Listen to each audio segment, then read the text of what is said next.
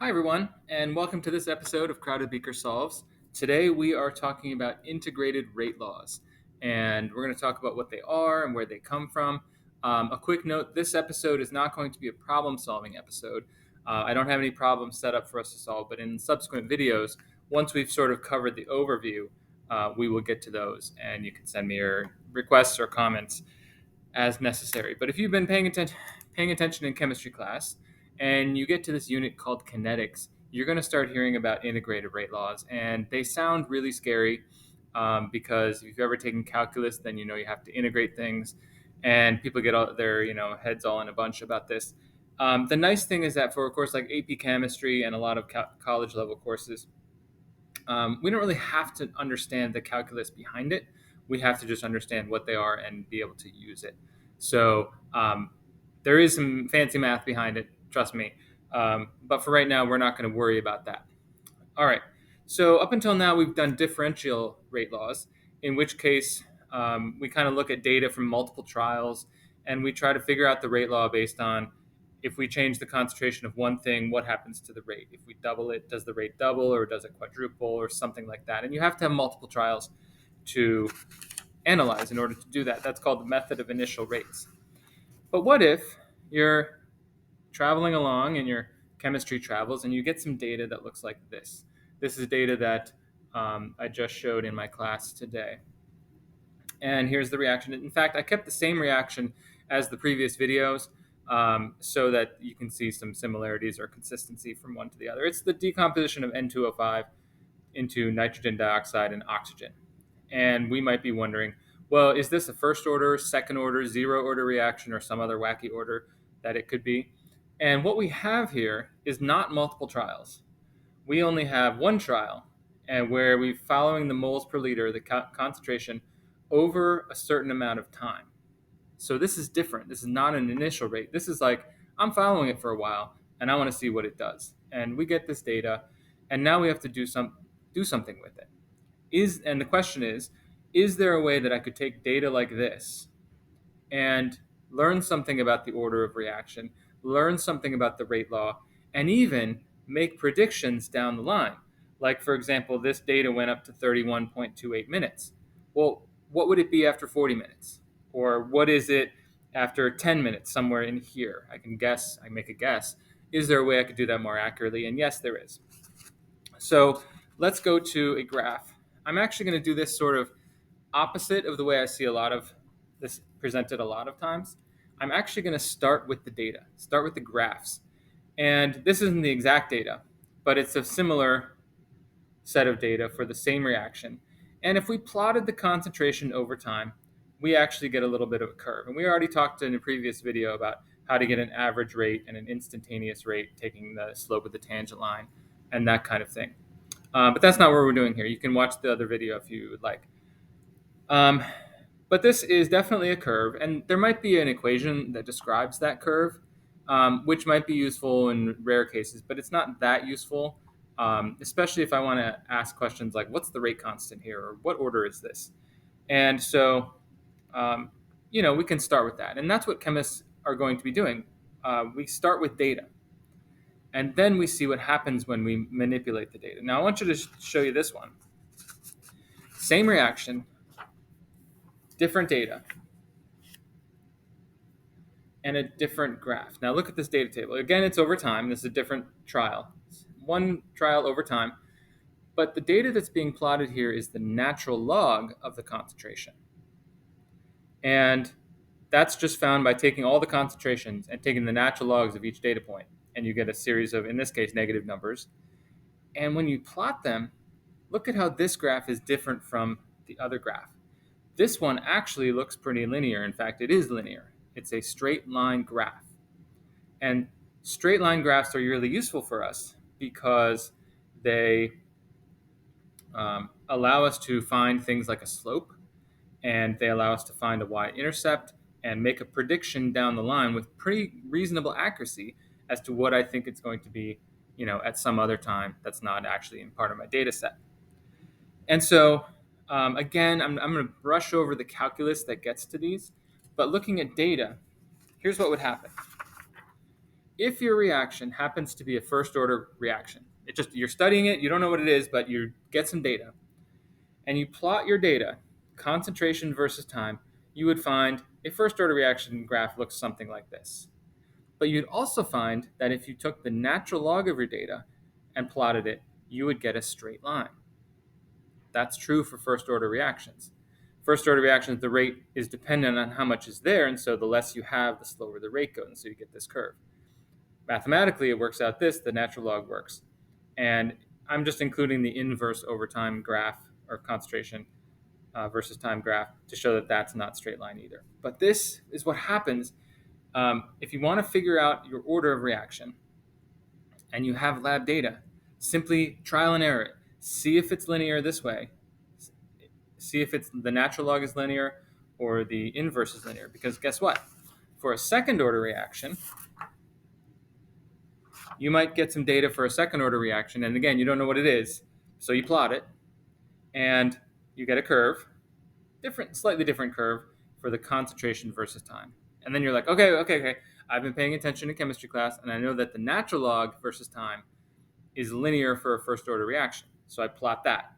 Ooh, that's not a straight line either. So what if you go a step further and say, well, what if I found that the inverse of my data versus time gives me a straight line? Then you would know that it is a second order. All right, this is true for second order overall reactions. And you get this situation. Let's compare that to zero order, which is the other one that we need to know in AP Chem. And in a zero order reaction, the rate is equal to a constant times a to the 0. Now, a to the 0, or anything to the 0, is just 1. So the rate is essentially equal to a constant. And that, what you would see if you had a zero order reaction is that the rate would decrease at a constant rate, and you would get to 0 like in a straight line. Okay? That's because the concentration does not depend or does not affect the rate. The rate is independent of that. Okay. So, yes, we're getting some data. This is primarily data driven, and they're derived using calculus. But what really are they? What are integrated rate laws? They are equations that describe a reaction, and they show the concentration of a reactant at any time t during the reaction. They're derived using calculus. You don't have to know that, I don't think, but have a few general forms depending on the order of the reaction being studied. They describe the equations for graphs that can be produced from laboratory data. Okay, and you might be asked to produce laboratory data and work with these graphs. All right, let's see how they work, and we can summarize this hopefully in a few minutes. Like I said, I'm not doing problems on this particular video, but if you need to pause and write this down or take a picture or whatever you want to do is fine. Let's go back to the first order integrated rate law. How did that work? Well, it turns out for a first order reaction, if we define the rate as the change in A over the change in time, and set it equal to the other part of the rate law, K equals A to the first. And if we were to mess with this a little bit, in fact, get both of the A terms on the same side, the time term on the other side, and then do an integration from 0 to time t and 0, the original concentration to some other concentration, integrate both sides. The math gets complicated, but it works out, you get an equation like this, where natural log appears of A over A0, the fraction remaining after time t has elapsed, equals negative kt. Okay, so the natural log appears in the math, which is why the graph of the natural log of your data actually ends up in a straight line. And I'll kind of go quickly through this. So yes, plot of natural log versus time does not give a straight line, but a plot of the natural log, concentration versus time not, and the natural log, yes, that's our straight line. And you know what's great? Straight lines have equations that describe them.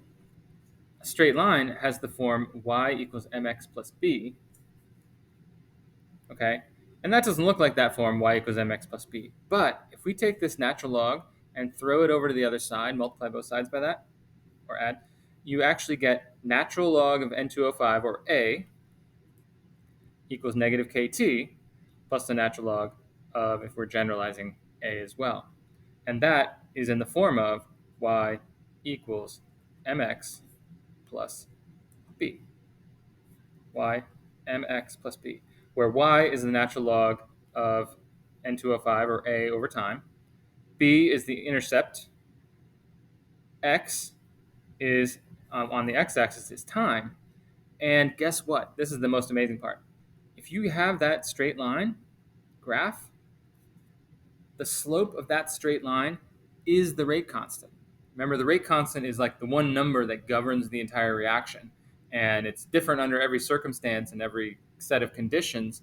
But if you can get some laboratory data and plot it and get a straight line, that slope of that line is your rate constant. For a first order reaction, it'll be a negative slope. And so it's a negative there. And so it'll be a negative m or a negative k. And if you drop the negative, you get the rate constant, which is really, really cool. So for first order reactions, the plot of the natural log of concentration versus time gives a straight line with a negative slope. The slope of the straight line is the rate constant for that reaction. All right. So in order to keep things rolling along, I'll just show you another quick example of a first order reaction. You'll probably see this in introductory calculations. So hydrogen peroxide decomposing into water and oxygen. And just for fun, let's balance that baby. And you might be given, okay, here's the time in minutes, the concentration in moles per liter decreasing over time. If you plotted that, you would get a curved graph. But you take the natural log of all those numbers, make a plot, and suddenly you have a straight line with a negative slope. And if you find that slope, you then have your rate constant. Okay, so let's compare that to second order. So what is the difference between a rate first order and a second order? In a second order reaction, the rate is dependent on the square of the concentration of A.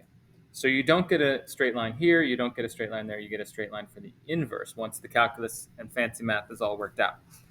So you would get a situation in which, here's some new data, NO2 decomposing into these guys.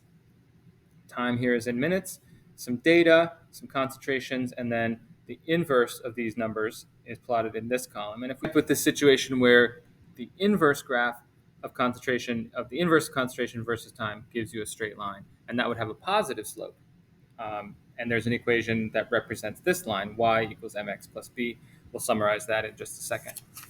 Now, for a zero order reaction,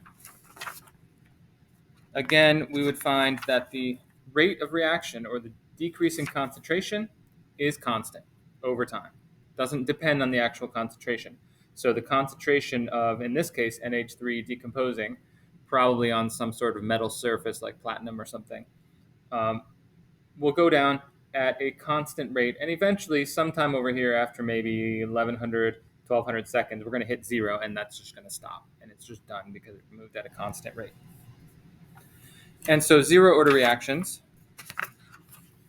a plot of the concentration versus time gives a straight line with a negative slope. This is data driven. If you have data, you can mess with it and see which one is straight line, and that'll tell you which order your reaction is. And if it's concentration versus time as a straight line, then this is the equation that represents that straight line. Like again, y equals mx plus b. It gives a straight line with a negative slope, and guess what? Again, the slope of the line, it's a negative slope, and that equals the k value. And that's very useful because if you just have data for one trial, you can get the k value as long as you plot appropriately. All right, and so if you've been paying attention in chemistry class or you're in your kinetics unit, somewhere along your chemistry travels, you're going to see a chart like this. We didn't cover all of this stuff. We get to that. But for zero, first, and second orders, which are the ones you're typically responsible for, all of these three equations are in y equals mx plus b's form. Here's the rate law from before. The plot needed to give a straight line, concentration, natural log, or inverse of concentration versus time. The slope, again, look how the slope, these two are negative, but those are going to be rate constants. And that's a positive slope, but that's also the rate constants. And we'll get to the half-life. In our next video, I'm going to start doing a couple of practice problems.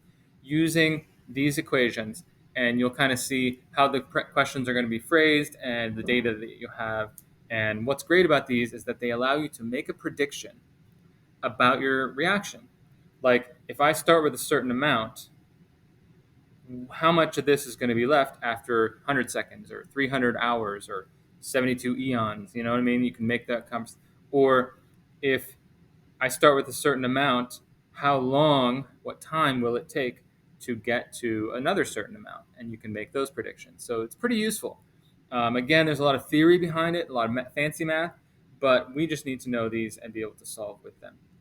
So I hope that was helpful for you as you continue your chemistry travels and figure out this whole integrated rate law thing.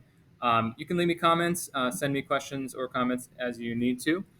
In the meantime, I'll see you in the next episode for some problem solving, and have a great day.